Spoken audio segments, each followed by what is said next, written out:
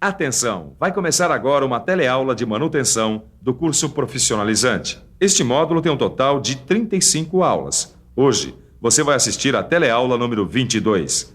Bons estudos!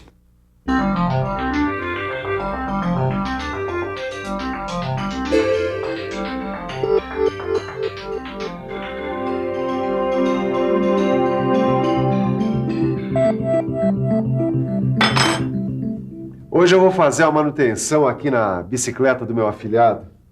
Ele não queria que eu trouxesse a máquina aqui para a oficina, mas eu achei que já estava na hora de uma preventiva. Assim como eu também acho que já está na hora da nossa teleaula de hoje começar. Na teleaula de hoje, você vai conhecer vários tipos de eixos e ver como deve ser o manuseio deles. Você vai ver que existem vários tipos de correntes. E você também vai aprender como fazer a manutenção preventiva das correntes. Se a gente pensar bem, vamos chegar à seguinte conclusão. A maioria das máquinas precisa de manutenção preventiva. As máquinas e os seus elementos também. Por isso, na teleaula de hoje, nós vamos ver como é a manutenção preventiva de alguns elementos de máquinas.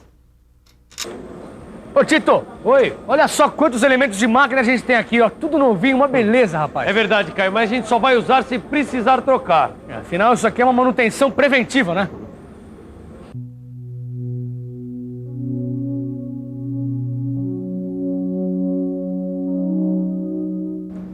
Os eixos, Caio, são elementos de máquinas muito importantes. Eles fazem o trabalho de articulação entre os elementos da máquina. Os eixos também podem transmitir potência, produzir força através de movimentos de rotação. Exatamente. Agora a gente vai ver do que os eixos são feitos. Existem eixos que são construídos em aço com baixo ou médio teores de carbono. Também existem eixos que são construídos com aços liga. Os eixos com aços liga são muito resistentes. E os eixos com médio teor de carbono precisam de um tratamento térmico superficial para proteger a superfície quando há um contato direto com as buchas, os rolamentos e os materiais de vedação. Isso já faz parte da manutenção preventiva deles. Existem vários tipos de eixos. Vamos ver agora como são os eixos maciços. Os eixos maciços têm a seção transversal circular e maciça. Alguns eixos possuem degraus. Esses degraus servem de apoio para o ajuste das peças montadas neles. As extremidades dos eixos são chanfradas e isso evita a rebarba. As arestas internas são arredondadas para impedir a concentração de esforços localizados no eixo. Lá em cima, naquele avião que acaba de passar, tem um outro tipo de eixo, o eixo vazado. Os eixos vazados são mais resistentes aos esforços de torção e flexão. São ideais para os motores de avião porque não são pesados, apesar de serem bem resistentes. As bicicletas também têm eixos. Não são eixos tão resistentes quanto os eixos dos aviões, mas o princípio é sempre o mesmo, nos automóveis, nas motocicletas e em outros veículos. Esse eixo aqui também é bastante forte e resistente. É um eixo cônico. Nele se encaixam os componentes que têm furos cônicos. O furo cônico do componente deve ser fixado no eixo cônico com uma porca. Para que não aconteça nenhuma rotação relativa do eixo, é preciso usar uma chaveta. Olha só, Tito. Esse aqui é o eixo roscado. Ele possui roscas para prender outros componentes, formando assim um conjunto com mais elementos. Exatamente. Esse aqui, ó, dá uma olhada, ele tem várias ranhuras longitudinais em torno de sua circunferência. Esse aqui é o eixo ranhurado. E ele serve para transmitir muita força para as máquinas, ou elementos que necessitam de grandes esforços. E olha só, Tito, os sulcos dessa peça se encaixam direitinho nas ranhuras desse eixo. Olha só.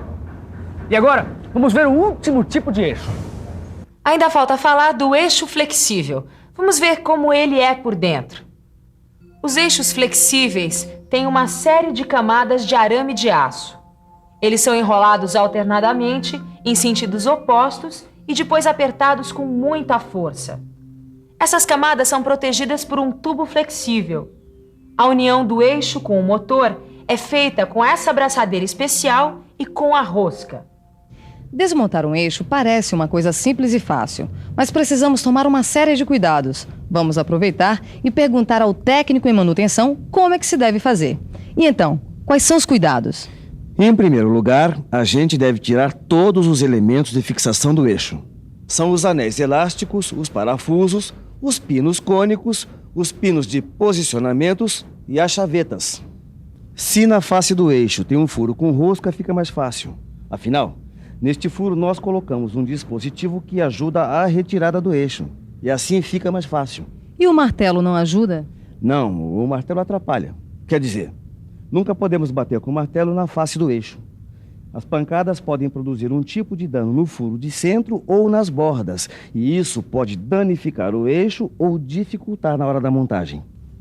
Neste caso aqui, não consegui desmontar o eixo de jeito nenhum. Aí, tive que usar o martelo.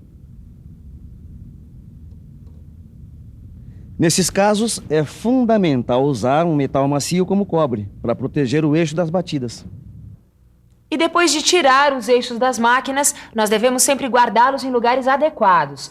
Isso é para evitar danos ou empenamentos, ainda mais quando o eixo for muito comprido. E depois de aprender como desmontar, nós precisamos aprender a montar. Tudo isso é feito sempre com atenção, limpeza e organização. Atenção, limpeza e organização estão sempre juntos no nosso trabalho. Em primeiro lugar, a limpeza total e geral do conjunto e do eixo. Isso evita o desgaste por abrasão. Exatamente. A gente também tem que olhar se o eixo não tem nenhum arranhão. Assim ele pode funcionar direito e não prejudicar o mancal. A gente também tem que ver se ele não apresenta nenhum tipo de rebarba. Aí sim, a gente usa o paquímetro ou o micrômetro para ver se as tolerâncias das medidas do eixo estão certas. E não podemos esquecer de pré-lubrificar todas as peças para que elas não se danifiquem, até que o conjunto seja todo lubrificado, já pronto para o trabalho. E na colocação dos retentores é preciso todo cuidado, para que não haja desgaste do eixo e não aconteçam vazamentos dos lubrificantes. E por falar em trabalho da máquina, faltou a gente ver uma coisa muito importante. Os eixos podem quebrar por sobrecarga ou por fadiga. Sobrecarga é quando submetemos um eixo a um trabalho superior à sua capacidade de resistência. Um eixo de carro, por exemplo, não pode transportar um caminhão. E a fadiga é o cansaço mesmo. Acontece quando um eixo é usado por muito tempo. Além da quebra por sobrecarga ou fadiga, também pode acontecer o desgaste dos eixos.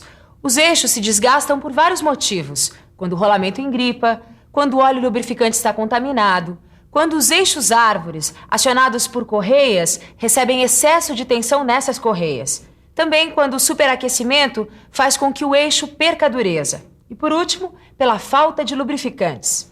Agora, nós vamos ver como é que são as correntes. As correntes são elementos de máquinas que servem para transmitir movimentos e potência em locais que as engrenagens e correias não podem ser usados. Existem vários tipos de correntes. Vamos conhecer algumas. Essa corrente de bicicleta aqui é um tipo de corrente de roletes. As correntes de roletes podem ter roletes equidistantes ou então roletes gêmeos, como é o caso dessa aqui, ó. As correntes de roletes são usadas em transmissões que não precisam de rotações muito altas, como o da bicicleta mesmo. Agora vamos dar uma olhada na corrente de dentes. Esta aqui é uma corrente de dentes. Ela é usada para transmissões de altas rotações. Ela pode aguentar rotações bem maiores do que as correntes de roletes. Essa aqui é uma corrente de elos livres. Ela é uma corrente muito especial, hein? Ela é usada em esteiras transportadoras. Mas as correntes de elos livres só podem ser usadas quando o esforço for pequeno. Essa aqui, Caio, essa é uma corrente comum. Ela também é chamada de corrente de cadeias de elos. A corrente comum tem elos que são formados de vergalhões redondos soldados entre si. Elas são usadas para a suspensão de cargas pesadas. Vamos ver agora como são os defeitos que as correntes podem ter.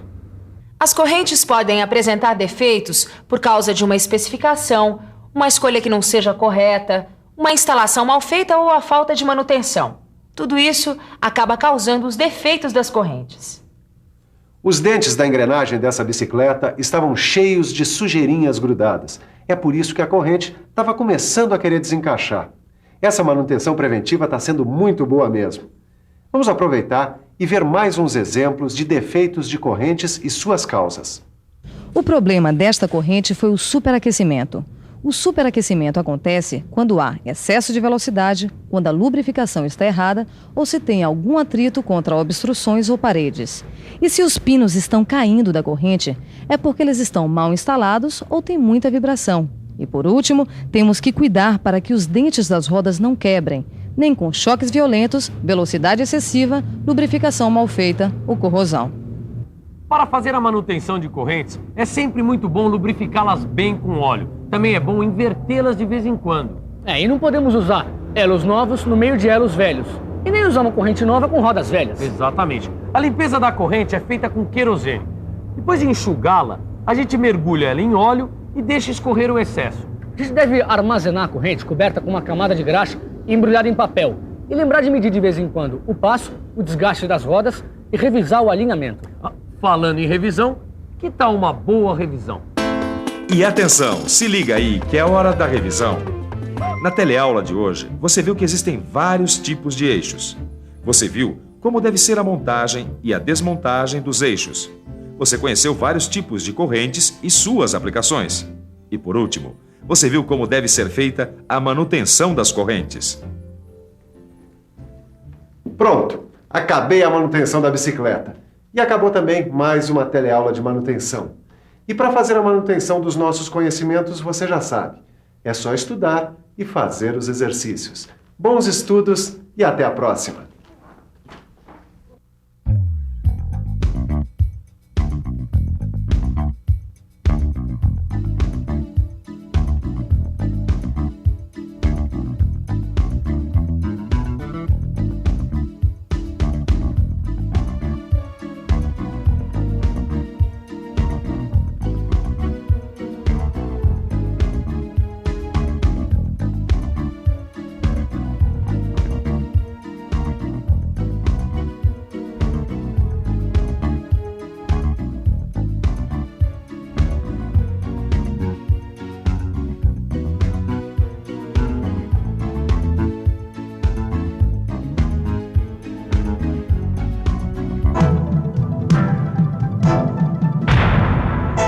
Telecurso 2000, um programa de educação do Sistema Fiesp e da Fundação Roberto Marinho.